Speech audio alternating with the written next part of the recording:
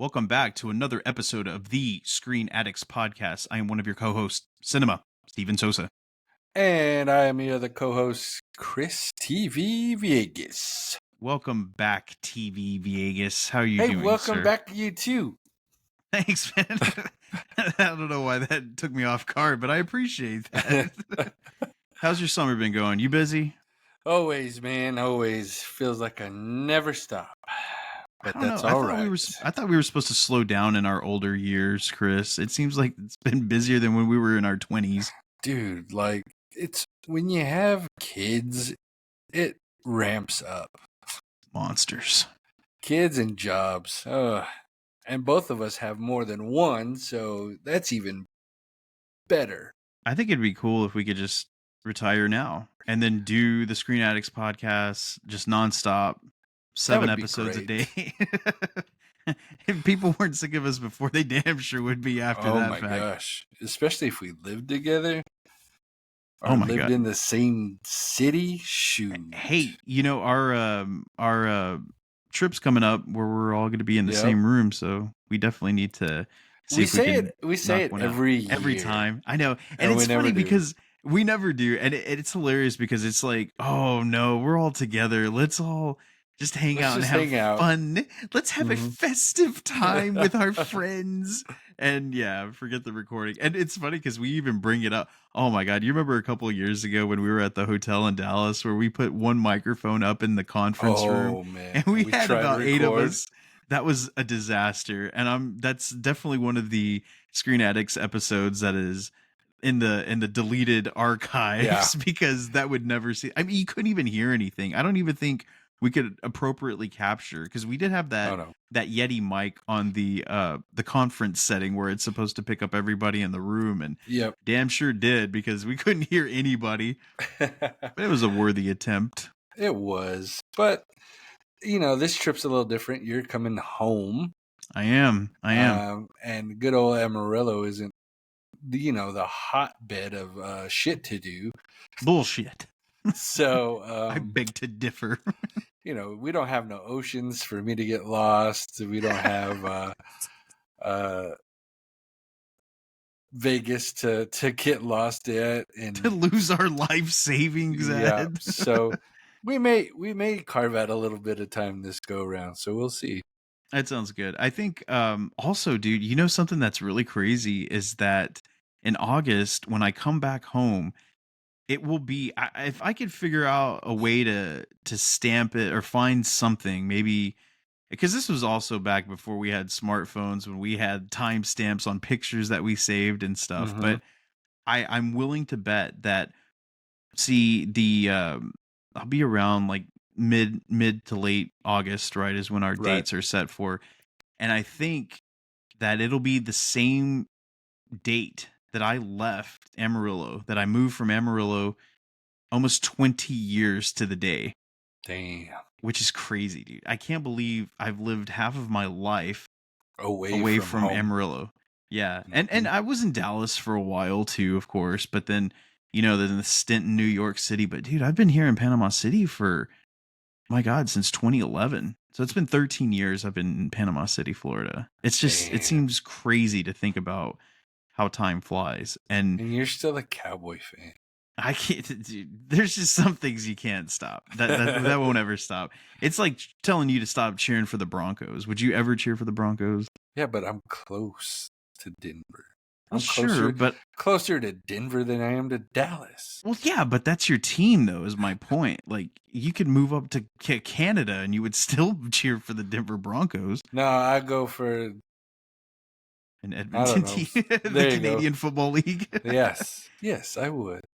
Well, in our hiatus here, it seems like we had some time to watch some movies and TV, and as the Screen Addicts dictate, that's what we did. So, Chris, tell me some of the things you've been watching recently. All right, man. Got a couple things. First and foremost, I have started my little one on the path of the Full House. Oh, okay. And I think did we talk to Peter about this?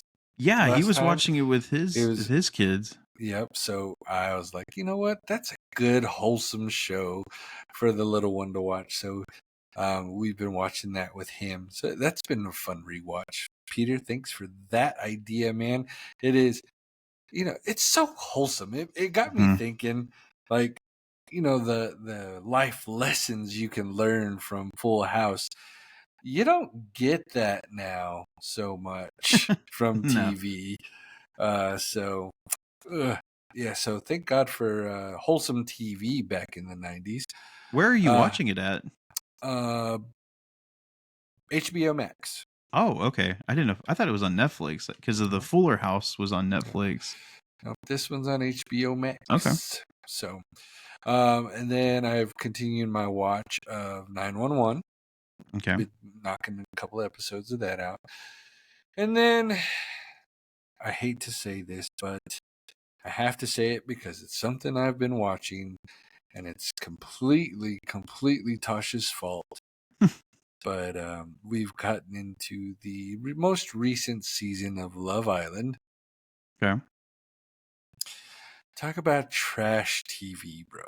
Yes. Like, Own it your is, shit. it is the most stupidest, probably the stupidest thing I've ever watched on TV. But guess what? I find myself, oh, we gotta watch the next episode. How does this girl treat this guy? And this, Mm-hmm. how does this happen? And how does this play out? Gets its hooks in you. It does. It's so stupid. And then by the time I'm done with an episode, it's like, did I just really watch 45 minutes of this dumb shit? Yes, I did. But been watching that. Also, new season started of Expedition Unknown, me and my best friend Josh Gates. Josh. Which is where I found the information out about James Cameron that Steven already knew, but he, as like a good friend, played dumb and was like, I didn't know that. We'll And share the then, info to some of our listeners. They probably don't know. well, if you didn't know, and if you haven't watched the newest season of Expedition Unknown, our one of our Screen Addicts favorites, James Cameron, was did you know that James Cameron was the first person to do a solo trip to the Mariana Trench? There had been two people before that, 52 years earlier than what James Cameron did it. So I thought that was kind of a cool little tidbit that I learned about James Cameron this week. Mm-hmm. You know, it's interesting that you mentioned James Cameron because I didn't really even hint at this week's episode, which is going to be basically what we're going to be doing is that we're going to be ranking our top 5 favorite movies released in 1994. And it made Mm-hmm. me think about that because James Cameron had a huge hit in 94 that we're going to be sharing later. And it just made me Mm-hmm. think, damn, I didn't even talk about what we were going to be talking about this week.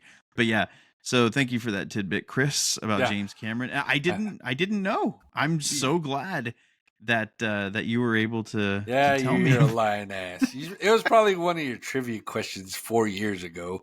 You know, I did have something like that because when he was trying to study the Titanic, like this fool goes all the way down there to actually see the Titanic. And Mm-hmm. you would think, like, with that submarine, that vessel that crashed, imploded last year, Yeah. I was like, man, I could have sworn that was like a Cameron situation or something because he's the only one dumb enough to go down that deep. But, Yeah.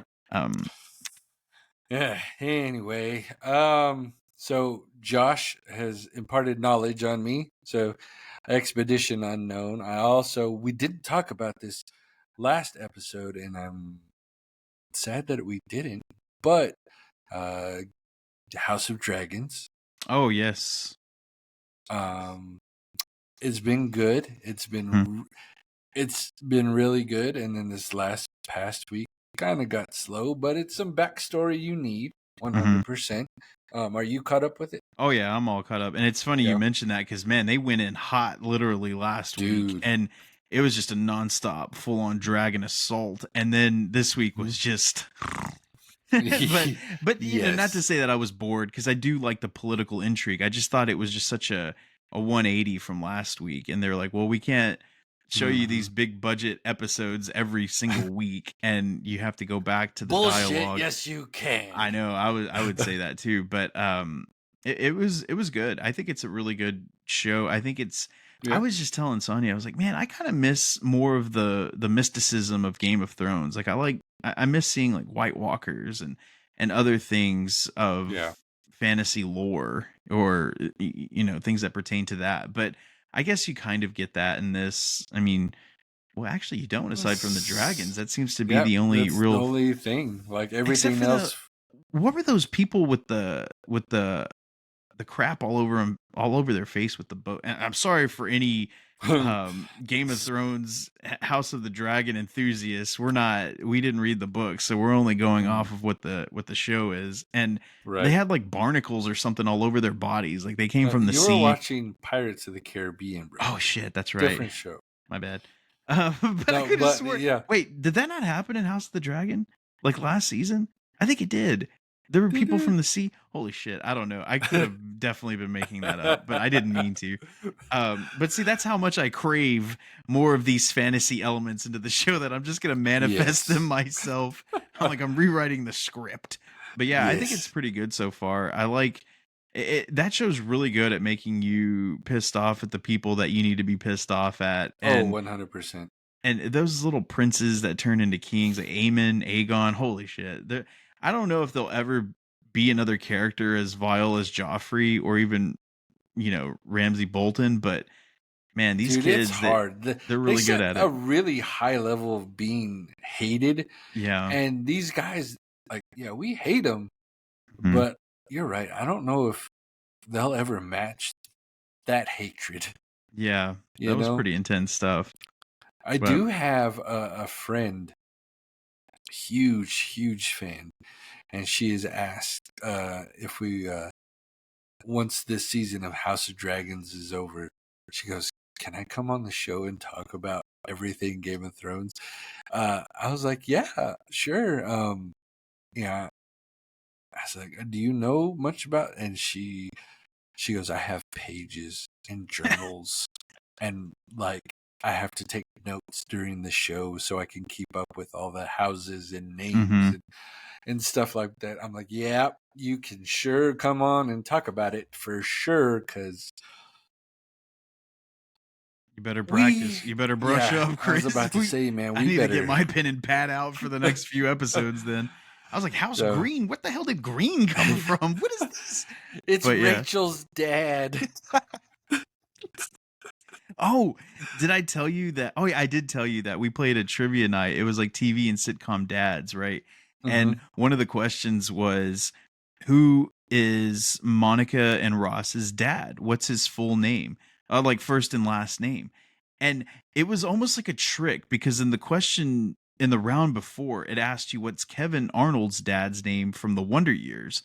I was like, well, it's Jack Arnold, played by Dan Lauria. And I was thinking, okay, so it almost threw me off a little bit, because I was like, wait a second. I could have sworn it was Jack Geller. Is it not Jack? I mean, why would they have Jack in both rounds? Both questions. I was like, no, that's right. Because Judy is his mom. Right. And I was like, Jack and Judy. Yeah, it's Jack. It's Jack. And then Sonny was like, are you sure they had a Jack already? I'm like, no, I'm pretty positive.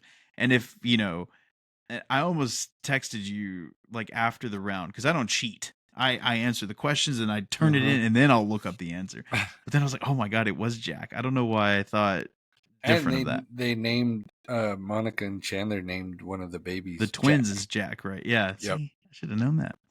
But Jack Bing. But yep.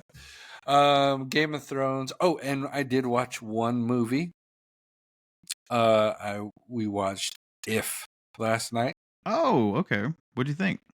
Not too bad. There's a lot of people that I've read that oh, this is one of the worst movies of the year, this and that. I'm like, because you're taking the damn thing too critically, man. Just like, there's movies that are made so you can just have fun with it.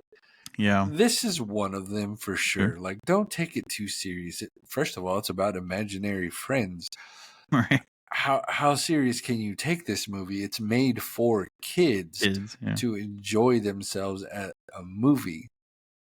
So you take it for that, man. It's a good movie. It's a good time, good feel good movie, and um, the imaginary friends in it are they're really cool. They're very thought out because they're imaginary friends that you can actually see people being. This is like my imaginary friend. He's a glass of water.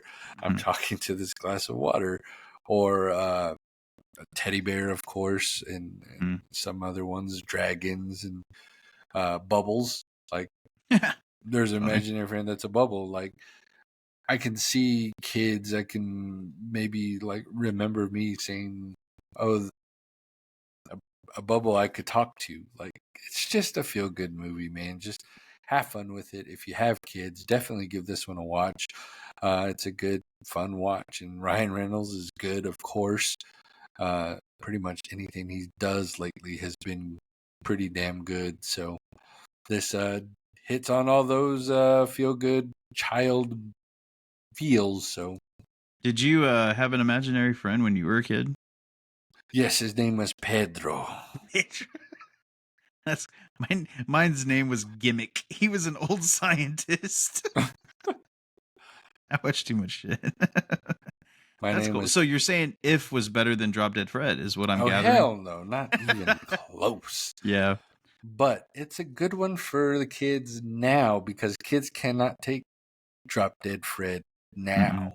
No, probably not. I mean, they could if they wanted to, but they'd cry by the end of it. Probably. So, anything else, man? That's it. All right. Buckle up, Chris. All right, I'm going to go take a nap. I'm gonna need you to react to some of these, please. Oh, okay. Well, I will. I mean, we talked about House of the Dragon, so yes, I'm all caught up. Good show so far. I think it's 8 episodes this season. I think they shortened it to 8 instead of 10, so we're almost done with that. I did a full rewatch of Cobra Kai because the new season is actually going to be starting this weekend. The whole series. So you do like to binge, you liar. I mean, I will say, yeah, and according to this post that Chris made on our Fanatics page, I mean, you know what did it say exactly? So I'm more of a binge it in one weekend rather than this one episode a week bullshit. Right. See, I'm old school. I can watch something one a week. Like this whole thing with The Boys, House of the Dragon, old school. I can watch it. Killing me. But you know, it actually helps me because then it with shows like that complex, especially something as complex as House of the Dragon, I do like that it's one a week because it allows you to retain all the information that's been presented to you in that hour-long episode because that's a lot of shit to remember. It's a lot of people. I don't retain it anyway. Well, I do, and I appreciate it. But yeah, I am binge watching all of Cobra Kai because the newest season begins this Friday, but it's going to be part 1, as our good friend Peter had mentioned on the Karate Kid 40th anniversary episode. Part 1 of part 3. 1. And yeah, part 1 of 3, and I guess it consists of like maybe 4 or 5 episodes. So I'm getting ready for that. Connor actually got into it, and he's rewatching all the other ones too because he was like, I don't remember any of these since they came out, since he made us watch them last time. But that's still pretty good.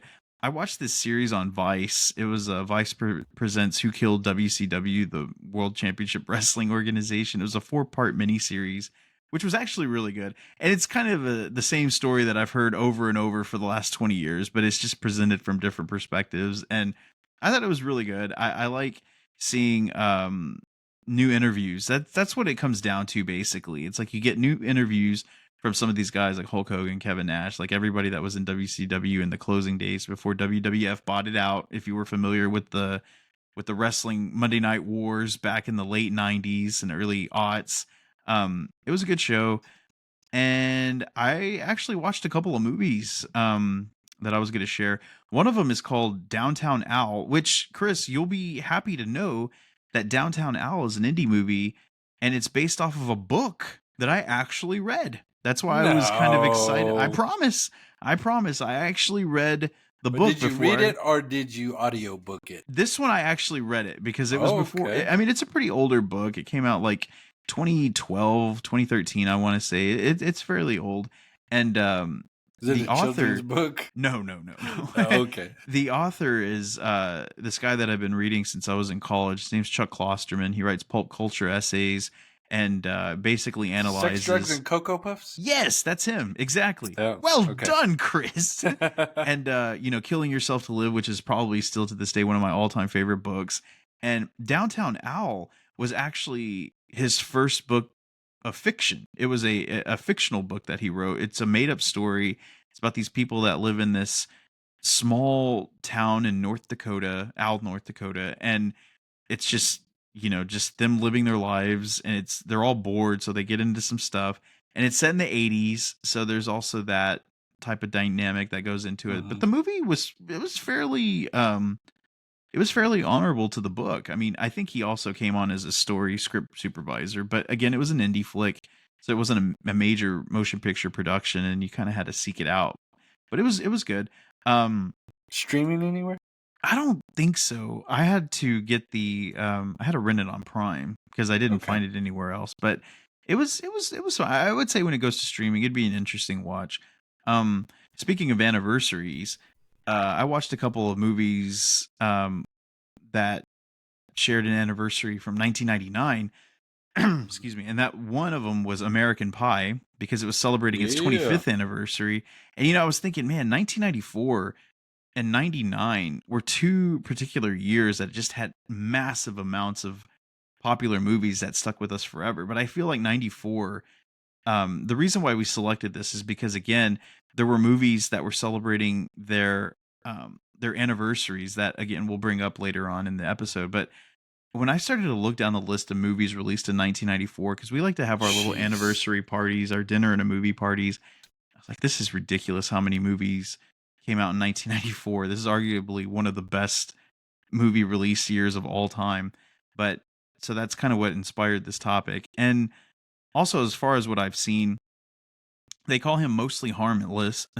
They call him Mostly Harmless, which is this documentary on Max about a guy who was living out in the woods, and the police find him just completely decrepit and just nothing but bones, and he died. So they're trying to figure out who he was, why he was there, because there's apparently this like camping community out here. And then it is up to these like cyber sleuths. Like, I've been trying to seek out more shows about cyber sleuths, like people who are these keyboard warriors that go and solve crimes just by working together by social media and setting up groups on Facebook, setting up TikTok accounts just to try to figure out the whereabouts of an individual who might be responsible for the death of somebody. And it's just really interesting stuff. So if anybody has any good recommendations for any kind of like cyber sleuth type of shows or movies, I'm all ears for that. I've been watching a couple of those types of movies, and they call him Mostly Harmless, is like that.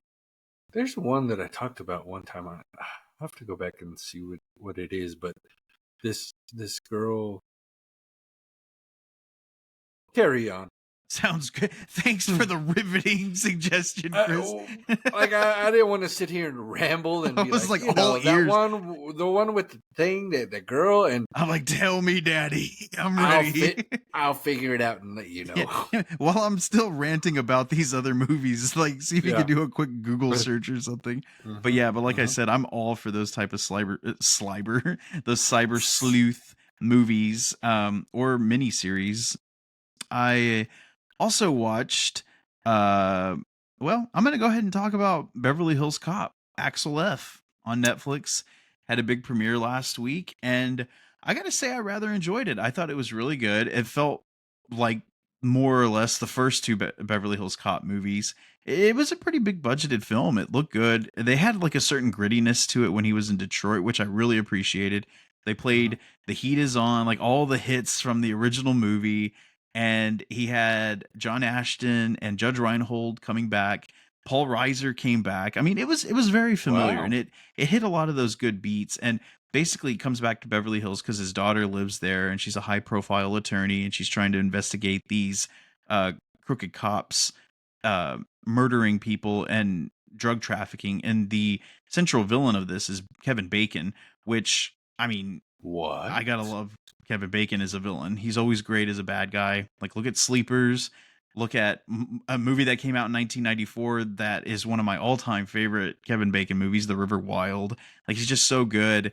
at being the bad guy, and he was so slimy in this, and I really enjoyed it, and I like that Joseph Gordon-Levitt kind of represented the our generation, who comes in to become his like makeshift partner there towards the end of the movie, and it was fun. It was a lot better than Beverly Hills Cop 3. They even make a hilarious joke about that in the movie. But people talk shit about Beverly Hills Cop 3. I like Beverly Hills Cop 3. I like all three of them. I was And about to say I like all of them.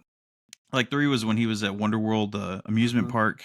I liked it. I don't know why everybody else had a problem with it, but I guess it didn't feel like the other ones. But if you like Eddie Murphy, if you like the Beverly Hills Cop franchise, then I do say that Beverly Hills Cop Axel F is the one to watch because I found it highly entertaining. Um, I don't know if it has that rewatchability factor that like the first one, especially the first one has, but Mm-hmm. it was still worth its time. Um, saw a couple movies in the theaters. First one that I saw was A Quiet Place Day 1, or A Quiet Place Day 1 through 4 as I like to call it, because that movie took place over a span of days, and I'm thinking I thought this was going to be like a quick 24-hour type movie where all the crazy events are going to transpire within 24 hours, but it Mm-hmm. bleeds over to a couple of days, and it did this thing where I was like, well, that's kind of disappointing, where this is an origin story, right? This is a Right. prequel to the first two Quiet Places. So Emily Blunt and her family, they're not in this. Krasinski's not in this. He gets like a story credit for this movie, but he didn't write and direct this one. This is the first time in the Oh. Quiet Place franchise that he didn't do that. And I was I was kind of curious to see how they were going to explain the arrival of these monsters. I was like, where did they come from? Basically, spoilers, I guess I could say, these asteroids are falling from the sky, and it's just them. They fell from the sky. I'm like, that's it? Like, okay. And they fall to Earth fully formed in their full monstrous form, and they just start wrecking havoc everywhere. And it's from the perspective of Lupita Nyong'o, who is a cancer patient, and she's a terminal cancer patient. So she's basically on hospice. She was there in the Mm-hmm. city for a field trip. She felt like it was her last time that she was going to be in the town. And all she wanted to do was go eat at this pizza place where she grew up with her father. And I was like, well, the stakes aren't too high when you know she's already going to die. So I was like, that was kind of weird, but her performance was good in it. I thought the movie was okay. Joseph Quinn, who's riding his Stranger Things wave of fame, he plays. This is basically the first thing I've seen him in since he played Eddie in Stranger Things, and he was good. I mean, he's a good actor. I think he's very qualified to do some of these things. But movie overall definitely didn't feel as good as the first two. But it was worth a watch. I watched Maxine with your girl Mia Goth, Chris, and No, that's your girl, not oh my yeah, girl. that's right. But Maxine is the third film of the Maxine / Pearl franchise, with which starts with, well, I guess X came out first, but Pearl was a prequel to X, and now you have Maxine, which is a direct sequel to X, and basically it shows Maxine meets her character from X, the only survivor from that movie. Spoilers, sorry, but she goes on to Hollywood because that's her whole. She wants to be a movie star, a legend, a Hollywood legend. And so she Mm-hmm. goes to Hollywood, and it worked coinciding with the Night Stalker. And I thought, ooh, are they going to do like revisionist history here where the Night Stalker is actually trying to get her and she tries to kill him or whatever? But they didn't do that. It was kind of like parallel to a situation that she was dealing with, because I'm like, well, yeah, I guess that wouldn't be the only serial murderer in Los Angeles in the 80s era. But I thought that Mia Goth in that movie wasn't really, she wasn't bad by any means, but she just really didn't do a lot. She was very quiet in the performance, and this is odd considering her role in X and in Pearl and even in Infinity Pool. She's very vocal, very expressionist. She's very loud, and not in a bad way, but she just plays these very passionate characters. And this one, she just Mm-hmm. seemed kind of quiet and low play, but the movie was good. Definitely not the best of the trilogy, but still worthy to watch. And finally, I watched Longlegs, the new horror movie from indie writer director Osgood Perkins, starring Nicolas Cage as serial killer Longlegs. Now, I was going to post another video about this on my TikTok, but I'm going to tell you right now, Screen Addicts exclusive take, that Okay. Longlegs, I mean, I don't know if you've heard about that movie, but apparently the marketing for it on TikTok, on any social media platform was proclaiming this movie to be the scariest movie that you're going to see pretty much in the last 10 years. It's terrifying. Yes. It's unsettling. I was watching people doing reviews of this movie, and it just seemed like so fake, and like they're trying to play into this notion that, oh, this is terrifying. I just finished Long Legs and I will not be able to sleep. I'm gonna have to talk to somebody about this just to get me through the horrible imagery that I saw in this film. Bullshit. That movie was not a horror movie. It was more of a psychological true crime thriller. It reminded me a lot of The Silence of the Lambs because it's from the perspective of this young FBI agent who has like a certain sense about her. She has like, I don't know, she's got a lot of off-putting social skills or lack of social skills, but she's really good at clues, detective, and being a detective. And they're looking for this serial killer played by Nicolas Cage called Longlegs. And I've got to tell you, man, that's one of the best Nicolas Cage performances I've seen in a really long time. And All that's right. saying something considering this dude has had how many movies over his like 40 plus career? And Yeah. I think Longlegs is one of the best, most original characters he's done in a really long time because you see movies that he's in, he's kind of quiet. He's not really doing a lot like Mandy or Pig or even Joe, which I think is a great movie. But Longlegs, I just thought it was a good movie. It's just mismarketed poorly. I think that people, if they realize that it's more of a psychological thriller, kind of like True Detective, it had a lot of um the people I was with, they were talking about it was Shane, Amy, good friends from the show, and Yep. they, Amy had mentioned something about how it felt like a True Detective episode, and I thought, damn, that's actually the best way to put that because it felt very much like that. But I would suggest everybody watch Long Legs because it's a good movie, but not because it's this so-called scariest movie ever made, and that's currently in theaters right now. So, Chris, that's all I got, man. If you want to, oh, Chris, wake up, Oh, Chris, sorry. it's time. I'm sorry, man. It's time for the headlines. Oh, okay. So, well, I guess the first headline will be the same as the next two headlines. Chris, take it away, man. All three headlines. I feel like this will be therapeutic for you, man. Go for it. I know. So we lost some people this past couple weeks. I think started with Shelley Duvall, Olive Oil, also in The Shining. Super great actress. She hadn't done nothing. What was her most recent stuff? Do you know? Oh, I saw her in a bit part in something, but it wasn't anything really too prominent. But yeah, she was more known for her performances in the 70s and 80s and stuff, but nothing too recent. To shout out to Shelley Duvall, I don't know if you ever remember, but she used to host this 30-minute program series called Fairy Tale Theater. And Fairy Tale Theater had so many huge stars that were recreating fairy tales like Three Little Pigs, Goldilocks and the Three Bears, and she was the host of every single one of those episodes. So growing up as a little kid, my first exposure to Shelley Duvall was as the host of Fairy Tale Theater, and you could rent those at the library. Like you could rent every single one of those tapes at the library. So that was my first exposure to her. But yeah, and then obviously you go to watch stuff like The Shining, and not to plug Real Problems so fast, but I'm gonna say that I think The Shining has actually been on the docket to be a future episode on Real Problems because all of the crap that just went on during the production of that movie is crazy anyway. Like they've made full on, I think the reason why I haven't done it is because they've made full on documentaries about the production of that movie, just how tumultuous it was. And specifically to Shelley Duvall, like director Stanley Kubrick and Jack Nicholson treated her like shit, man. They were just awful to her, especially Richard Kubrick, Stanley Kubrick. I mean, he was Richard, just he, Dick and Kubrick. Yeah, he was Dick Kubrick. But it's one of those weird things. It's like, man, that was a really shitty way of doing it, but he pulled out an absolute amazing performance out of her. And when you see Jack slashing on the axe, into the bathroom, like the "Here's Johnny" scene. Well, you also have Shelley Duvall's reaction to that. If her frantic, terrified reaction doesn't play like it would in a situation like that, the whole scene just looks stupid. It looks kind of goofy. And so yeah, she's like 50% in ownership of that entire scene, which is arguably one of the most popular scenes in horror movie franchise history. But Yeah, so rest in peace, Shelley Duvall. Yep.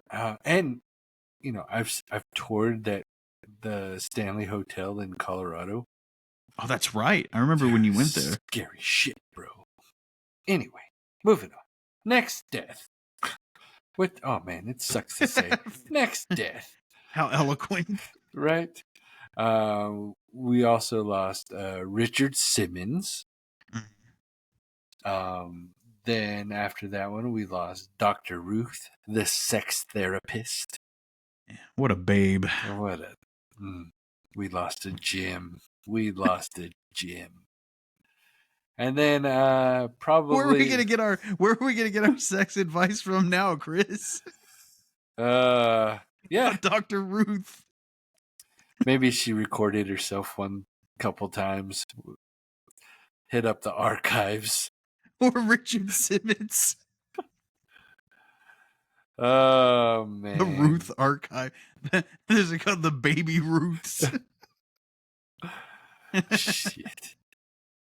And then probably the most prominent loss, the most well-known loss, I would say, probably is Shannon For Doherty. you especially. Yeah, oh man, I'm sorry.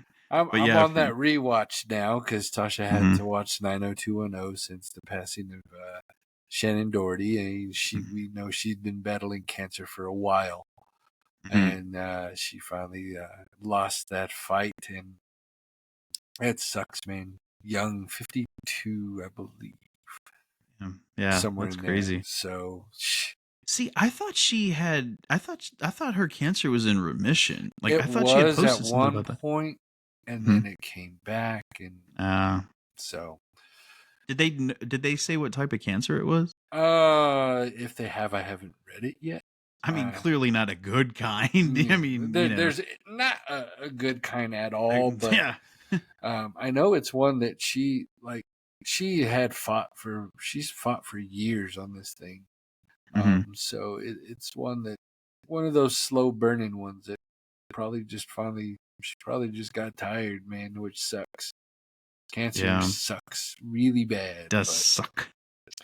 But that seems to be the biggest news of the last couple of weeks is 4 deaths. Yeah. These things usually come in threes, but 2024 is all like, here, hold my beer. I'll add one more. We got a couple more.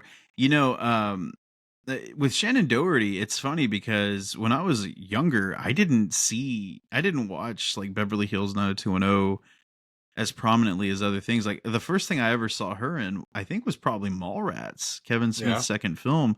And so that was kind of I guess I did see, because 90210 had been around since what, like 89, 90. So yeah, I guess I take that back. But I guess I should say that I preferred her character in Mallrats because she was more of the like cool kind of girlfriend, but she was just over Jason Lee's shit. So it's like, all right, you're a loser. I'm cooler than you. I don't need to be with you, blah, blah, blah. But Brenda Walsh she was a pistol, kind of like how she was in real life. I think that Shannon Doherty, unfortunately, obtained this stigma and aura of being very difficult to work with on sets, and pretty much why she was recused from the show. Like they wrote her off of the series because they didn't want to deal with her bullshit anymore. And apparently she was difficult to work with. Everybody on set says, look, we all work well together except for Shannon Doherty. And not to besmirch the dead or anything like that, but that was just unfortunately what she was known for a long period of time. And until the funny thing is that when she got casted, Aaron Spelling casted her in Charmed, right? Learned her lesson. She became really easy and really laid back to work with. And then Alyssa Milano was the one that was a pain in the ass. Well, see, I don't know. I think that she still had some difficulties to deal with because Alyssa Milano was, I guess she was a bigger star, and whoever was in the right or the wrong with that scenario, Milano won out because that's why Doherty was replaced with, oh my God, I just drew a blank with Rose McGowan. Thank you. Yeah, from Scream. And because Holly Marie Combs, like she's always said, yeah, there was difficulty working with both Milano and Doherty, but only because they weren't getting along with each other. It was man, I think it was like 3 months ago. 3 Mm-hmm. months ago, I remember I was listening to Shannon Doherty's podcast. Mm-hmm. She had Holly Marie Combs on. Mm. They talked about all this shit. There's like Dang. 3 episodes because it was a long, like continuous episode. So she broke it down Mm-hmm. into 3 shows. Anyway, from their accounts and from what they said on this podcast is that Holly Marie and Shannon were like best friends. And when Alyssa Milano got casted, she apparently, I think, didn't make as much as the two. And so Really? she was pissed. She's like, one of those, don't you know who I am? Da da da. And so that led to Alyssa Milano trying to start a bunch of shit and try to like um like drive a wedge between Holly Marie Combs and Shannon Doherty, Mm-hmm. because Shannon Doherty and Holly Marie Combs were really good friends outside of the show. Sure. And the whole thing was, it was Alyssa versus Shannon, the whole thing. And then it finally came down to Shannon said, okay, you either are going to keep her or you're going to keep me. You choose one, because we can't work in this shit no more. And obviously they chose It Alyssa shows. over Shannon. And she was just like, I'm not going to do this shit no more. And Dang. I think around that time when she was doing all that, she had lost her dad as well. So she was going through a bunch of that shit. So it's a crazy story. If you ever want to go listen to those Yeah, I'm couple curious. episodes, Yeah, it sheds a lot of light on the shit that she went through sure. with 90210, with Aaron Spelling, and in Charmed. So Okay, I'm gonna have to check that out. mm-hmm. Um, so yeah, I guess. Oh, I did have one other headline. Um, Mm-hmm. it was Kevin Costner's Horizon Part One. Oh, Huge disaster at the box office. I think we even called it on this podcast where we said, I don't think that movie's going to do very well. It doesn't really have that wide mainstream appeal like nope. Westerns used to have. And it tanked at the box office, unfortunately. It was so bad that part two was supposed to be released in August. Warner Brothers decided we're pulling it. We're just gonna put it straight to streaming. You're gonna be able to stream. I'm under the assumption that you're gonna be able to stream parts 1 and 2 in August together. So Yeah. I don't know if they're gonna set it up as a mini series, because I think part 2 is another 3 hours long. So Yeah. it could just be like a 6 episode mini series. The people that I've heard seen it said it was good. It was a good throwback to Westerns. Mm-hmm. It's just that isn't the market for things. I guess he was really counting on older people to come to the theater, because like a younger demographic from maybe 35 and below are definitely not buying a ticket to Horizon. They're No. just not going to. I wanted to go see it. I just couldn't carve out the 3 hours to go, but I do want to see it on the big screen. If it's still there, I'm going to try and go, because I love a good Western on the big screen, man. The scope of it is made for the movie theater, and Yeah. if it's still there, I'm gonna go see it. But yeah, I was thinking, poor Kevin Costner. It's like he hasn't really been prominent and popular since 1994. Wouldn't you say, Chris? Well, I mean, there's a little show called Yellowstone, but yeah, Hey, 1994. but prior to Yellowstone, what was he? I mean, he wasn't in anything. No. Nothing where he had that bit where he was Jonathan Kent in Man of Steel, which I thought, yeah, I could see that. Like, that's great casting to be Yeah. Superman's Earth Father. Kevin Costner, like, how wholesome does Field of Dreams get? And I think that was a Right. perfect choice for that. But aside from that, I mean, before, and I think that's how he got Horizon made too, is like he really cultivated his success with Yellowstone. And like I said before, Mm-hmm. it wasn't because he made Yellowstone. He just happened to be starring in it. He wasn't the creative center for that movie or for that series. But damn it, now I got to try and find another segue back to 1994. I know, I was all like, damn it, Chris. Sorry, but no, I'm glad you fact checked me, because people were like, he's in Yellowstone. Yellowstone's great. But yeah, it's funny because I was thinking of For Love of the Game, but that was 1999, 25 years ago. Because I thought, no, For Love of the Game was 1994, but it wasn't. But there are a bunch of movies from 1994 that were released that happen to be our favorites and some of our all-time favorites, and we're going to rank our top 5. And luckily, with a list like this, we expanded it to 5 because there's just so many to choose from. And also, we really don't have to take a deep dive on any of these picks, because at this point you should know exactly what these movies are. And if you don't, we'll probably give a quick synopsis of them, but to not go over like 3 hours or anything like that, we're just going to rank them, talk a little bit about them. And Chris, we're going to start with you. What's your number 5 favorite 1994 film? All right, my number 5 is starring one of my favorite artists, and I believe it's his first role in a movie, Tupac Shakur. Also has Dwayne Martin, David Bailey, Tanya Pickens, Marlon Wayans, and it's Above the Rim.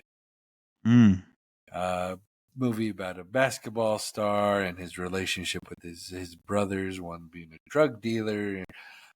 Just all around, it's a good movie, man. I love this movie. You have Marlon Wayans, I think, in one of his first kind of serious roles. I mean, he still brings the comedy to it, but this movie as a whole is more of a serious tone to it. So Marlon Wayans is kind of stretching his legs out there a little bit, which didn't do too bad. Tupac, one of the first times you see him on a big screen, not horrible. I mean, it's okay, but it's just all around good movie. Got some just good old story about a struggle growing up in the hood, man.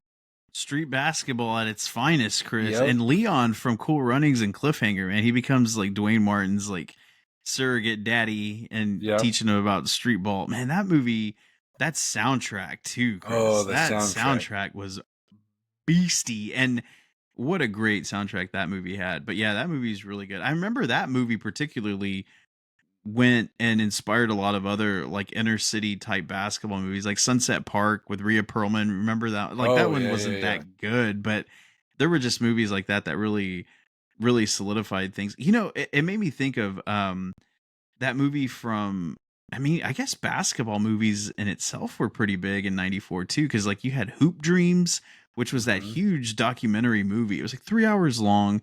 Steve James was the director of this documentary called Hoop Dreams, and I'll never forget. I was like, what is this movie and where can I watch it? Because everybody keeps hyping it up. Everybody's talking about Hoop Dreams. But yeah, man, Above the Rim was really, really good. When did Blue Chips come out? I think Blue Chips was around the same time. Maybe it was like 95. But maybe. I don't know. But yeah, Above the Rim. Solid choice, Chris. Thank you. My number 5 pick, speaking of Kevin Smith, this is the movie that introduced me to the View Askew universe that Kevin Smith had created, and that would be Clerks. Now, of course, I didn't go see it when I was 11 years old. It was a little later in time, but when I discovered this movie Clerks, I thought, what is this? It's black and white. It's a comedy. This is weird. And then I watched it. The rest is history, man. And he's still making Clerks movies, and I'm still going to watch them because seeing that movie, luckily that was the first Kevin Smith movie that I watched, was his first one, and really solidified my fandom for the guy. And I've just went on the same journey that Kevin Smith was able to provide for me with all of his movies, his podcasts, his TV shows, and just everything. I mean, if it wasn't for Clerks, I wouldn't be such a huge Kevin Smith fan. And he seems like such a genuine filmmaker, especially nowadays. Like he seems so laid back and cool, and he always has been. But Clerks, man, it was just so different. It was seen as so different. And I love how he talks about how he was compared to famous auteurs. And he's like, no, I'm just gonna go and tell bong and dick jokes for the rest of my career. We're not gonna have anything as highly aesthetically pleasing as Clerks was. But yeah, that movie's great. The sequels are great, but I absolutely love Clerks. So yeah, rounding up to number 4, I'm going to go ahead and talk about this one. This is a movie that I am just obsessed with. I love the lore of the production of the film so much so that it was my first episode of The Real Problems, and that is The Crow, the film that Brandon Lee unfortunately lost his life on. It was the adaptation of the James O'Barr graphic novel series about Eric Draven, a fallen musician who died on the eve of his wedding, which also happened to be the eve of Halloween. And him and his wife were brutally murdered, and he comes back with the mystical powers of the crow. It doesn't really explain how the crow has these powers. I mean, it does a little bit more in the graphic novel, but I absolutely love this movie. Speaking of soundtracks, it's one of my all-time favorite soundtracks. Has a just a I don't know playlist of amazing pieces. You know, The Cure, Burn, Stone Temple Pilots, just a whole bunch of great stuff on there. Um, I mean, you like The Crow, right? Oh, You've seen love that, The Crow. yeah. Watch it The every sequels, Hallows Eve. correct, sir. It takes place on All Hallows Eve, the night before Halloween, which is exactly the same time that me and my wife watch it every single year. And I'm not going to stop. And the sequels were semi trash. Well, no, they were all trash. And that new one that's coming out The with Bill remake Skarsgård, seems to be trash. dude, and people are just dogging that movie. And Yeah. I remembered when I watched, I guess it was Maxine. I saw a new trailer for it before Maxine, and I thought, God, this looks terrible. I'm always optimistic about movies, and I'm gonna go see it because I get it for free due to the Regal Unlimited plan. Thank you, Regal, for the unlimited plan to allow me to watch movies and not feel like I'm wasting any of my money.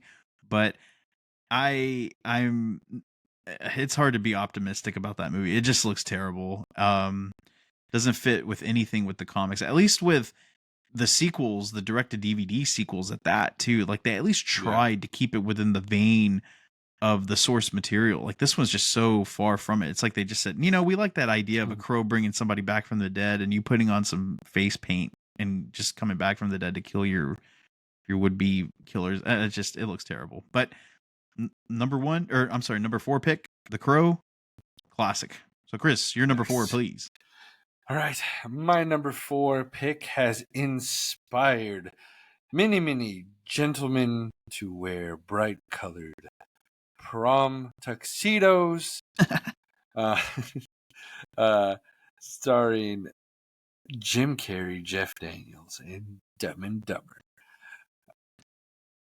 Man, it's one of those movies that you catch yourself quoting all the time. Oh yeah. It's one of those movies that somebody will be like, "Hey, you remember that movie?" And then you think of 15 different scenes all at once because there's not one part of this movie that you're not just laughing your ass off. Yeah. So it had to be in the top 5. And you know, I almost pulled a Steven and just wanted to include all of Jim Carrey's 1994 movies. You should have. Should have. You should right now. I should would mention Ace Ventura, Pet Detective, Yep. Because he's on a roll in '94. Both of those movies are iconic to his name. And The Mask. And The Mask. Oh shit, I forgot The Mask was in there too. So like 3 of his biggest movies ever come in one year. And it's a great time for Jim Carrey and a great time for moviegoers everywhere. You know, I think that I would have to do some research on it, but off the top of my brain, I think Jim Carrey holds the distinct honor of being the only actor of any genre to have 3 films gross over $100 million in a calendar year. Jeez. And I don't think anybody else has ever done that. I know that you've had some filmmakers like Spielberg would release 2 movies in a year that did big business, but 3 for any actor, it was unprecedented. And this is his first 3 movies. I mean, you can't really count that Rubber Face or whatever that weird indie comedy movie that he did right when he was doing In Living Color. But Ace Ventura: Pet Detective, in my opinion, is his on-screen debut. Like it was a major motion picture from Warner Brothers. Warner Brothers released it, and it was so popular, man. Like you want to talk about quotability. I would say Yeah. that Ace Ventura, we were quoting more than anything with Dumb and Dumber. You know, the alrighty thens and the ass talking and just stuff.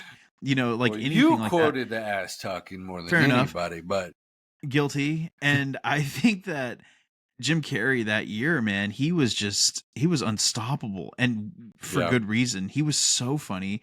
That type of mixture of slapstick and just physical humor was unseen, because prior to that, I think the most manic comedic actor you had was Robin Williams.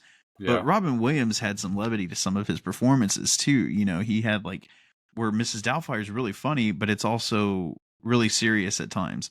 Mm-hmm. Carrey wasn't like that. He wasn't wired that way. And yeah, that year, man, those three movies, it's just unbelievable that he had those three in the first year. And people would probably think, "Oh, those were spread out over a couple of years." I'm like, "Nope, they All were in 1 year. all in 1 year." And then everything that followed it was pretty much consecutive. Same thing with Adam Sandler. You had Yeah. Billy Madison and Happy Gilmore, like those, and every movie he made back then was in consecutive years. Some of them were 2 in a year. And Mm-hmm. it's just so impressive. So, but yeah, Dumb and Dumber, I mean, that's probably the pick out of the three for me as well. I don't know. Mm-hmm. It's hard. It would definitely come down between that and Ace Ventura, but like Dumb and Dumber is just, it's so damn funny. And I mean, it's sad that they retreaded on it to negative effect, with that really awful prequel movie, that Dumb and Yes. Dumberer, When Harry Met Lloyd. That was the worst piece of shit I have ever seen in my life. I don't know. I was like, why do you think you can replace Jim Carrey and Jeff Daniels in these parts? Like, at least make Jim Carrey and Jeff Daniels the parts and just make them look Right. younger or something. Like, it isn't about the characters, it's about who's playing them. It's something that Hollywood never gets right. I'm like, you can't tread on the name of something and just be so distant from what made them popular. And dude, do you even remember that piece of shit movie? It was I remember the awful. title, and that's about it, man. Like Yeah, it is. I watched maybe the first 30 minutes, and I'm like, I can't do this. Oh, There's it's no way. awful. Yeah. Awful. And then Dumb and Dumber 2 with T.O. when they came back, when Harry, and I say that, but I'm like, well, here you go. You have Jeff Daniels and Jim Carrey coming back to reprise their roles as Harry and Lloyd, Mm-hmm. and you think, okay, this could be fun. I'm thinking that this was Jim Carrey's way of saying, "Hey, I need another hit in my pocket. I haven't had a big hit in a long time. Right. Let's do a sequel to Dumb and Dumber." And it wasn't that good either, man. It just wasn't. I'm sorry to say, people probably forget that it even exists because it was so disappointing. And yeah, and then like Son of the Mask with Jamie Kennedy, that wasn't even Jim Carrey. Oh, that was I mean, that's lauded as like one of the worst movies ever made. Sorry, I don't mean to go on a rant by Jim Carrey, um but yeah, man, that's a good pick. So Good you're trifecta. and speaking of try, what's your third? Number 4 Number or number 3 three. pick. Number three, considered one of the best football movies of all time, starring Rick Moranis and Ed O'Neill. Oh shit. In Little Giants. Okay. Oh man, I know we've talked about this movie at length a couple of times, so I'll save everybody the repeat. But man, 94, Little Giants, still one of the funniest, best football movies out there, man. It's so good, so good. The Legend of the Ice Box. Yeah, man, I love Little Giants. It's probably not my favorite kid movie that year. I think that when I read off my honorable mentions, you might think twice about that pick, but Mm. we'll get. Well, I'll just tell you right now. Some of the other ones like D2, The Mighty Ducks, also came out I that year. had that one, and I was like, okay, do I do D2 or do I do Little Giants? Oh, and then you had And- Little Big League, And which see, I'm not a big fan of Little Big League. okay. So you like prefer like okay. Rookie of the Year, Sandlot, right? Yeah. I think it's the lesser of those movies anyway. You're right. It wasn't, like the kid runs the Minnesota Twins. He owns it. Yeah, that was a little too far fetched. I can believe a kid throwing a 90 mile per hour fastball before I can believe a kid running a whole baseball organization and doing it well. Right. Well, and then of course, I was going to make a post about this earlier, but Angels in the Outfield celebrated its 30th anniversary yesterday, Jeez. and yeah, man, that's great. And you know what pisses me off about Angels in the Outfield is that it's not even on Disney Plus. Like I wanted to go That's watch it. I'm like, what the dumb. hell is this movie? I'm like, oh, you got Man of the House with Chevy Chase and Jonathan Taylor Thomas on here, but you don't have, Angels in the Outfield. That's almost sacrilegious, Chris. I But know. I guess moving on, my number 3 is also a kids film, but it's not just a kids film. It is like the kids film. It is my all-time favorite animated movie, even to this day. Disney presents The Lion King. Uh, Classic, classic animated film. Like I said, one of my all-time favorite, probably my all-time favorite animated film. Man, Disney was just on a roll. They had Little Mermaid, Aladdin, Beauty and the Beast, and Lion King within like 5 years. I was like, damn, you want to talk about going on a roll? Like yep. that's so impressive. And The Lion King, which was based on Shakespeare's Hamlet, and it was such a groundbreaking movie. And I remember at the time thinking, like, what's this movie about? Like lions? And I'm like, oh, well, they talk. Well, of course they talk. That's cool. And you're like, oh, this is actually a really good movie with really great music, unforgettable, unforgettable moments. Scar, arguably one of the greatest villains in Disney history, and absolutely love it. I didn't really care too much for the live action version that they did. It looked kind of weird, and I was just like, what is this? It's like, what I'm actually interested in is Mufasa. I actually am more interested about Mufasa Yeah. because it shows him when he's little and all the way up until he becomes king. So I was like, okay, that's the kind of movie they should have done in the first place. But Lion King stands the test of time. The weird direct to DVD sequels really don't count for much, but they're okay. Nev Campbell Mm. was in Lion King too, so I can actually vouch for that one. So that's pretty good. I But bet you can. all right, Chris. So, I guess I'll round up to my number 2. Two. And number 2, 1994. This is not Quentin Tarantino's first movie, but it's his sophomore effort and arguably his best. And that would be Mm-hmm. Pulp Fiction. Pulp Fiction was an amazing blend of action, violence, humor. His non-linear storyline was very much intact, and you thought, okay, well, he did that with Reservoir Dogs. Is he going to do it with this 2.5 hour long movie? The answer is yes, and he does it to full effect. Absolutely. Resurrected John Travolta's career at the time. He was going nowhere. He brings John Travolta back to superstardom. Bruce Willis has a pretty good role as a boxer. Uma Thurman and Samuel Jackson those were their pretty much groundbreaking roles for them. Like Samuel L. Jackson was an A-lister after that movie, and Yep. so was Uma Thurman for the fact. But Samuel L. Jackson, man, to his credit, he's still working to this very day, and his role is so iconic in that I still love how in Winter Soldier, when they go to Nick Fury's fake tombstone, it has his inscription from Ezekiel 25:17 from the movie that he recites in Pulp Fiction. So much, it's just so entered in pop culture history that movie's absolutely brilliant. I love every single second of it, and I don't know. I guess I could say it's still my favorite Tarantino movie.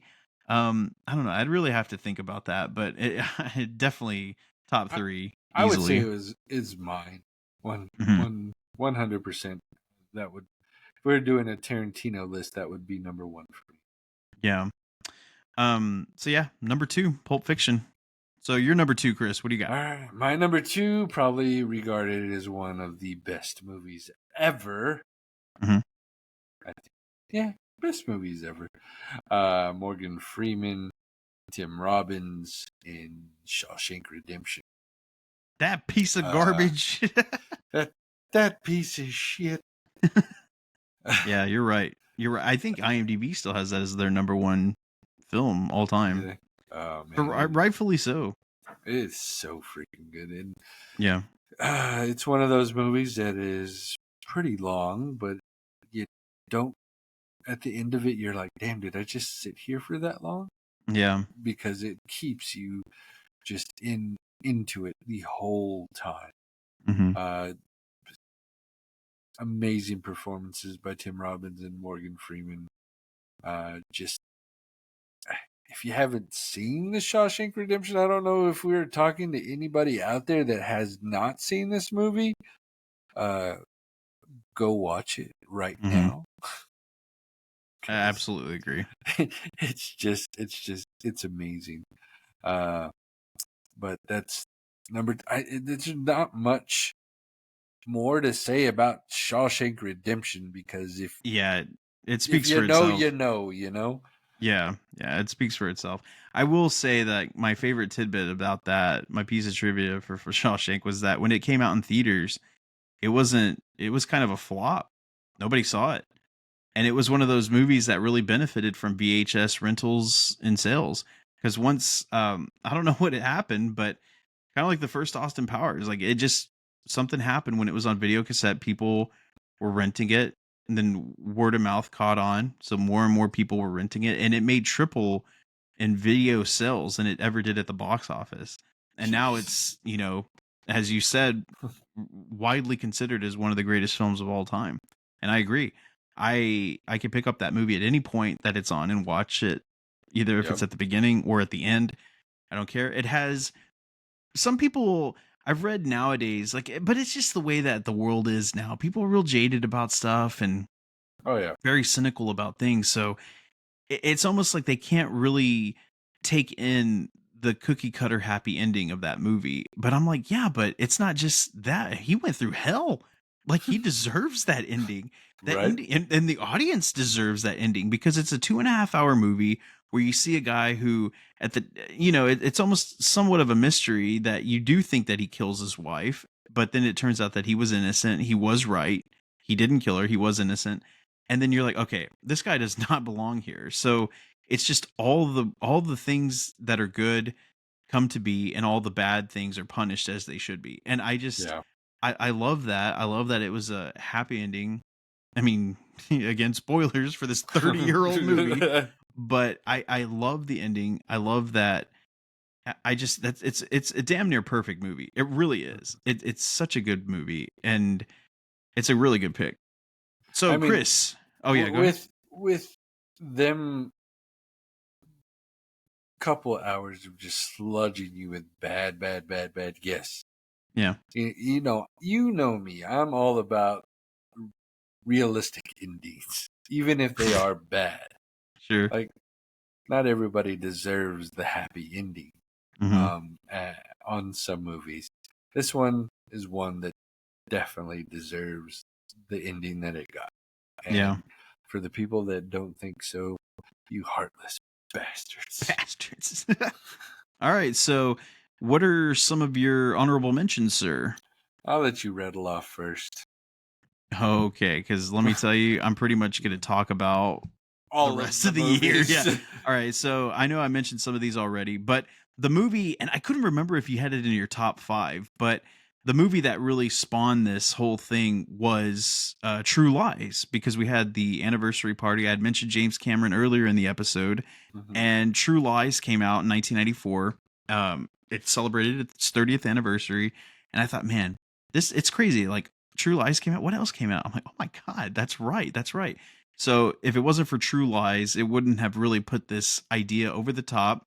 True Lies is a great action comedy with Arnold Schwarzenegger and Jamie Lee Curtis. It's currently streaming on Hulu. Highly recommend you watch it. So here we go. Maverick with Tom Cruise, with Mel Gibson as Maverick, the Western movie that reunited him with the director of Lethal Weapon. Great stuff. The Santa Claus with Tim Allen set off an entire franchise of movies. The Flintstones. I was thinking it almost made my list. Yeah, and I was thinking about the Flintstones the other day too, because I was like, man, when I was a little kid, I think I watched the movie more than the cartoon, because we're like 10 years old, and I watched the cartoon a couple of times, but the movie was just it really locked me in. John Goodman, I mean, as Fred Flintstone, like, could you cast a better Fred Flintstone? I don't think it's possible. Blank Check, Reality Bites with Winona Ryder and Ethan Hawke, great Gen X movie, one of the best. We mentioned D2, you mentioned Shawshank Redemption, Surviving the Game with Honors, The Chase, that really dumb movie with Charlie Sheen and Christy Swanson, but that's peak Swanson there, man. Oh my goodness. City Slickers 2, The Legend of Curly's Gold. In my opinion, I thought it was funnier than City Slickers 1. Um, Getting Even with Dad is a big one with Macaulay Culkin and Ted Danson, because it's actually a movie I saw my dad crying at. I was like, what the hell is going on? My dad's crying in this movie. But Little Big League, Blown Away with Tommy Lee Jones and Jeff Bridges. The Shadow with Alec Baldwin. Oof, I didn't even talk about that in the headlines, like the whole Russ thing. But yeah, that made me just think about that. Damn. Yeah, we'll cover that later on, because I think that there's still a little bit more to cover on that. But yeah, The Shadow with Alec Baldwin, Camp Nowhere. Oh, and of course, how can I not mention the next Karate Kid with Cobra Kai looming in the wings? The next Karate Kid was laughably lauded because, oh, it's a girl. What, a girl can't do karate? And dude, I'm going to tell you right now, I didn't dislike that movie. I actually thought it was cool. And if Hilary Swank doesn't show up in this final season of Cobra Kai, what the hell? She's going to be the only one that doesn't. I'm going to be so pissed off if she doesn't. I'm sorry. Color of Night with Bruce Willis, where you see his Bruce Willie in the pool. It was almost NC-17. Natural Born Killers with Woody Harrelson, Juliette Lewis. Milk Money, Time Cop, Jean-Claude Van Damme. Ed Wood, which is an amazing movie by Tim Burton. The Scout, which we've talked about at length with Brendan Fraser and Albert Brooks. You mentioned Little Giants. Stargate, which was a great science fiction movie, a movie that actually helped writer-director Roland Emmerich get to Independence Day 2 years later. Interview with the Vampire, The Professional, which is an awesome, badass action movie. Cobb, Disclosure with Michael Douglas, Drop Zone with Wesley Snipes, Street Fighter again. Van Damme had 2 movies in 1994. Yeah. Weren't we just blessed? And Legends of the Fall with Brad Pitt. Great movie. We just actually rewatched that earlier this year on Netflix. Holds up. It's really good. So, Chris, do you have any honorable mentions, sir? Major League 2. Oh shit! I said honorable mentions. Oh, sorry. That movie was terrible. I loved it. I know you did. Shannon Doherty had a movie come out in '94 called Jailbreakers. Oh. Wow. What else? Monkey Trouble. I love Monkey Trouble. The Air Up There. Oh, with Kevin Bacon. Man, he had 2 that year. Leon. Yeah, that's The Professional. Bad Girls. The Western. Shit. Right, with Madeline Stowe and Drew Barrymore. Damn, that was 94? That's crazy. Yeah. Junior. With Arnold. That was 94 too? Yep. Are you sure? Yes. Staring at it right now. Okay. It Could Happen to You with Nick Cage. Yeah. That's a good one. Speaking of Nick Cage. Nicolas. He was a lot nicer in that than he was in Long Legs. You think?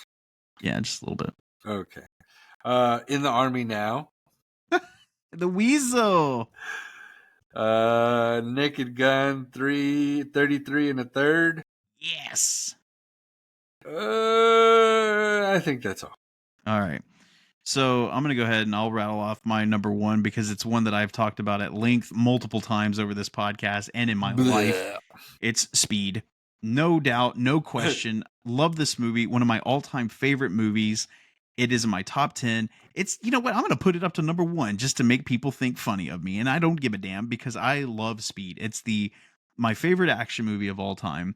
I will never forget seeing this movie in the theater with my dad. I was about to be 10 years old and I'm watching this fast-paced action movie with, Ted from Bill and Ted, kind of wondering what he's doing. Because as a matter of fact, I think I saw Speed before I even saw Point Break, which is kind of weird to say, but I'm a kid. I'm not trying to seek out Point Break, but I remember my dad, we watched it after Speed because my dad was like, oh yeah, that Keanu Reeves, he was good in that Point Break. I'm like, oh, well, what's that? And then, there that goes. But Speed was just such a great movie. It's so unpredictable because you're like, how are they even going to get out of this situation with Dennis Hopper as the Mad Bomber trying to stop a bomb or puts a bomb on a bus. If it drops below 50 miles per hour, the bus explodes.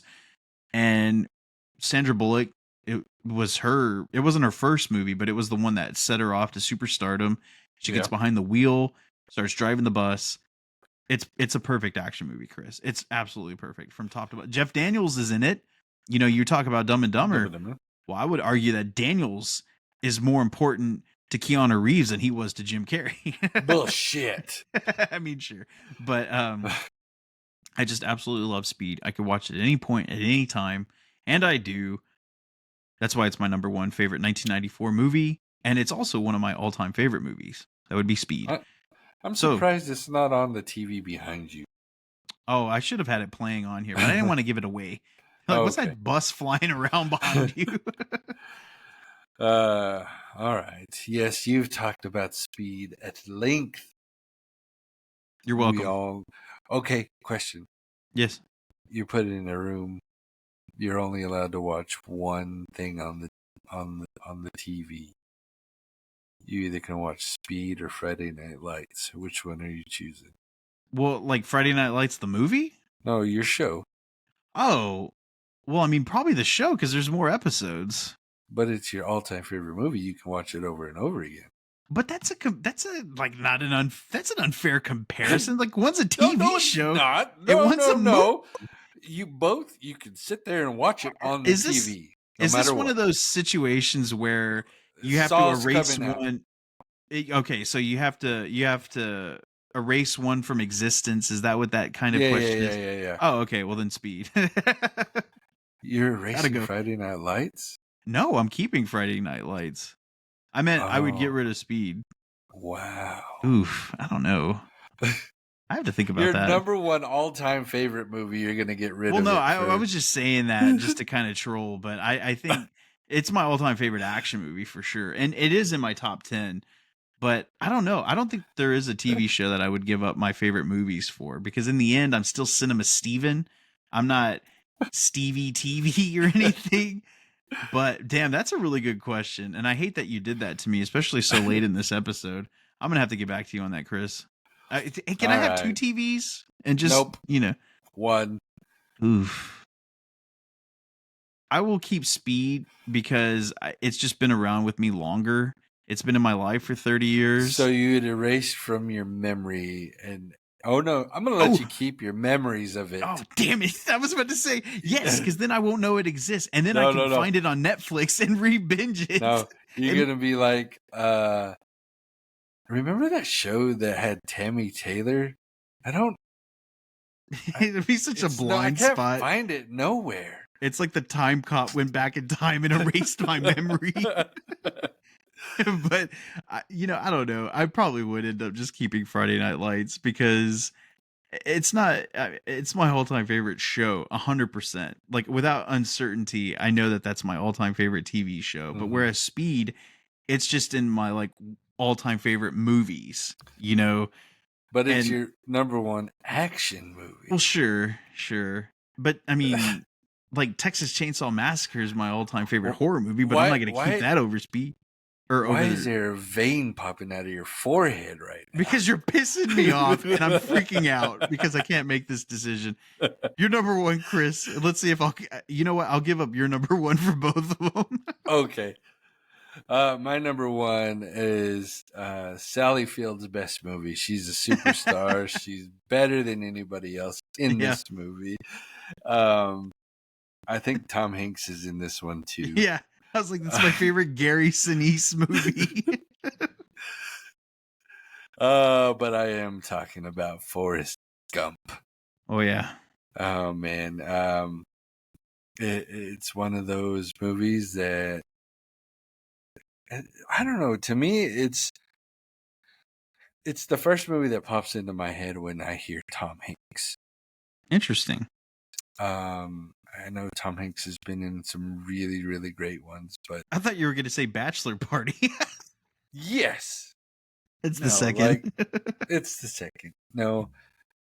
I mean, Tom Hanks is Tom Hanks, man. He is amazing. And I guess for me, personally, for this one to be the first one that I think of when I think of Tom Hanks, this thing has to be pretty damn good. And it is. Mm-hmm. And it's very long. And it delivered one of the most iconic lines in movie history with life is like a box of chocolates. Mm-hmm. There is restaurants dedicated to this movie. You've eaten that couple of Bubba Gump shrimp coves. They don't have all the shrimp like that guy says. It's like my father-in-law says, you can't eat atmosphere. Yeah, you damn right you can't. I mean, I tried with the Bubba Gump shrimp, but yeah. But not much. Like these movies, like Steven said, we really can't go deep into it because everybody knows these movies. Everybody has seen these movies at least once, unless you're like 13 right now. Which, if you're 13 right now, you're more than likely not listening to us. Right. So get back to your Minecraft. That's right. But man, just Forrest Gump. It's one of the Tom Hanks, if not Tom Hanks' best movie out there. That's an appropriate pick for number one because it received all of the Oscars. It won Best Picture. It was Tom Hanks' second Academy Award for Best Actor. He had back-to-back years where he won Best Actor. He won for Philadelphia the year prior, and then he won for Forrest Gump this year. So I think he was one of the few actors to actually do that first. I know it's happened again, but Robert Zemeckis, the director of Back to the Future, he won Best Director for Forrest Gump. Like, it won editing, it won visual effects. Like, this movie just cleaned up at the box office, or it also cleaned up at the box office too. I think it was I can't remember right off the bat. I should have double checked if it was either that or The Lion King for the highest grossing movie of 1994. I'm pretty sure it was Forrest Gump. So I mean, you're really hitting all of the accolades by picking it number one because it just it fits all those boxes up there. Yeah, and it's funny because over the years though, a lot of people were kind of taking a turn on Forrest Gump. They were like, this came out the same year that The Shawshank Redemption and Pulp Fiction, and it beat all of those at the Academy Awards. So yeah, I'm looking at as per Box Office Mojo, 1994. Yeah, number one was The Lion King, and number two was Forrest Gump, and The Lion King beat it out by like $1 million. So those were two massive hits at the box office. And also 1994 was the first year that the top 10 movies all grossed over $100 million. Prior to that, only like 5 or 6 did, but the all top 10 grossed over 100 million. So that's another precedent that 1994 set. It really started to solidify box office numbers. I don't really think it started the summer movie season. I think that's credited as something like Twister in 96 when they started to realize like, this is kind of the time when we should start releasing all these movies. But yeah, but with Forrest Gump, it's such a great movie. They also tried to make, because the author Winston Groom, who wrote the book, he wrote Gump and Co. Like Gump and Co.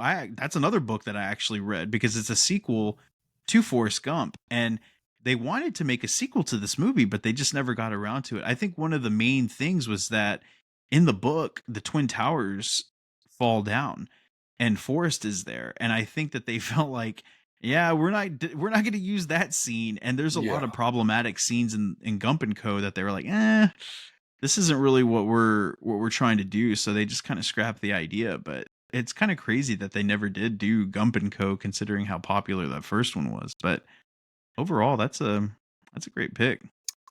Number one for a reason, my friend. Number one.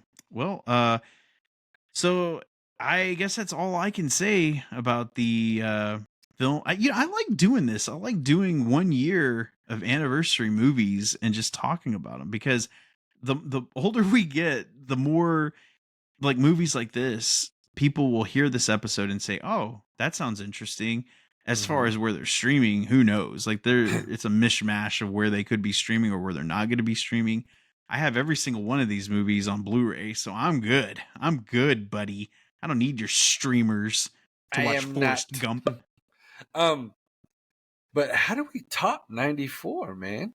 I don't know. Well, I was telling you about 99. Like 99 is the 25th anniversary year for so many movies. Like just a ton of movies came out this year. And well, when I was rewatching American Pie, I went to to look up like movies released in '99, and there's like a whole list compiled on Wikipedia.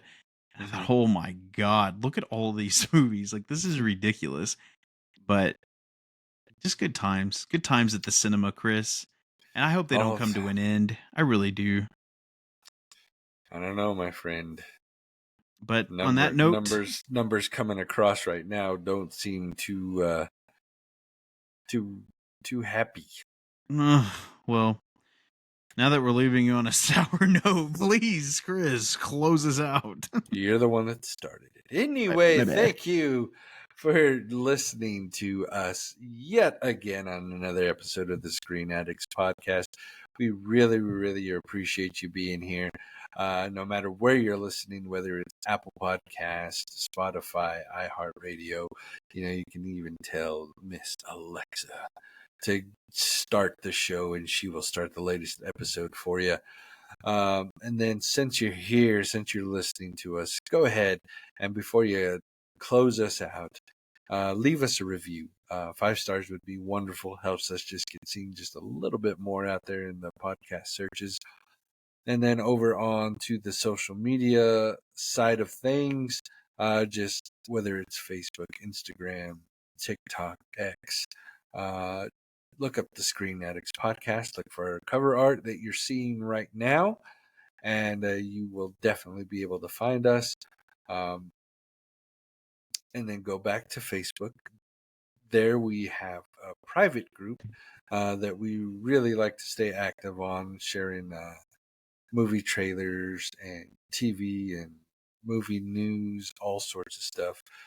Kind of really where we're most active, which also, Stephen, did you know, since we're most active on Facebook, that really shows our age? Yeah, well, I don't know. There seems to be a resurgence in the old metaverse, but maybe that's just wishful thinking. maybe that's what I'm wanting to happen. That's because that's where all of us old folks hang out. Well, we did just drop an episode of movies released 30 fucking years ago, so I guess that does make sense. There you go. Damn it. We're speaking to our people. But go find the Screen Addicts Fanatics private group. Request to be one of our fanatics. We'd love to have you there. Like I said, it is where we are most active and sharing trailers and all sorts of stuff there. So go and be friends with us there, please. Also, if you ever want to drop us a line, shoot us an email, all you got to do is email us at screenaddictspodcast@gmail.com. If you have any questions, complaints, direct those towards Stephen. I was going to say, Chris has got you. Because I don't give a damn. Oh, I didn't say we cared about complaints. I just right. have them. It's a formality. Our lawyers tell us we have to say that. That's right. Yes, screenaddictspodcast@gmail.com. Even if you want to be a guest on the show, we can see if we can make it work. As of late, you can see that we really do love having guests on, especially ones that are experts in certain fields, such as our friend Peter. If you had not listened to the previous episode, go back and listen to that one, please. It is so good, filled with some amazing stories and some amazing information about Cobra Kai and Karate Kid. And then some stories that Stephen, I never really heard until that episode about you and some of your adventures. Oh, yeah, man. All true. 100%. All true. I will say, though, all jokes aside, that you want to talk about hits at the box office. Like, that was a big episode for us. And again, Peter, thank you for coming on and sharing your Miyagi-like wisdom with us in all things pop culture, because that was a big hit, and we much appreciated all of the listeners for that. Absolutely. And then, guys, if you're looking for a new show to listen to, our one and only Cinnamon Steve and Sosa. Cinema. Now you just Cinema. gave him my stripper name, Chris. Thanks Damn a lot, it. bro. Cinnamon Steve. If you're ever down in Panama City and you walk into this strip club and you hear now taking stage Cinnamon Steve, you know exactly who it is. Thanks a lot, man. Damn it. Anyway, I'm trying to plug your show. Shut up. I know. Sorry. Shit. If you're looking for a new show to listen to, Steve here's got a good show going. It's called Real Problems. If you ever wanted to know some of the wicked, crazy shit that happens behind the scenes of movies, give this one a listen. He's got some good episodes out right now. What was the latest one? Furiosa? No, it was actually close. It was Mad Max Fury Road. Oh, okay. I do talk a little bit about the fallout of Furiosa. But yeah, mostly I talk about the production issues that took place on 2015's Mad Max Fury Road. And I will preview the upcoming episode I'm working on now. Since Twisters is coming to theaters this weekend, I happen to think that Twister is one of my, again, all-time favorite movies. And same director as Speed, by the way. It's probably why it's so damn good. And I was inspired to do a Real Problems episode on Twister. So be looking for that to drop within the next week or so. What happened to Helen Hunt? Oh, some shit. And I'm not kidding. Oh yeah. There's some crazy stuff. Like, I will give you a little preview that this movie filmed in 1996. There's some CGI, right? We're still testing out CGI. But for the most part, there is practical effects, and you have to have debris thrown on people, thrown on trucks, and sometimes it may or may not have hit people. It may or may not have injured people, but you're going to have to listen to the Real Problems with Twister to find it out. Did it maim people? Maybe. Okay, cool. Anyway, all right. Yes, Real Problems. Steven, you can find it anywhere that you listen to podcasts. Everywhere. Go subscribe, because you're going to want to listen to what happened to Helen Hunt. Mm-hmm. And Bill Paxton. Paxton. But I think that does us for tonight, guys. Thank you again. As for me, good night. As for Cinnamon Steve, adios, amigos. You got to get to the stage.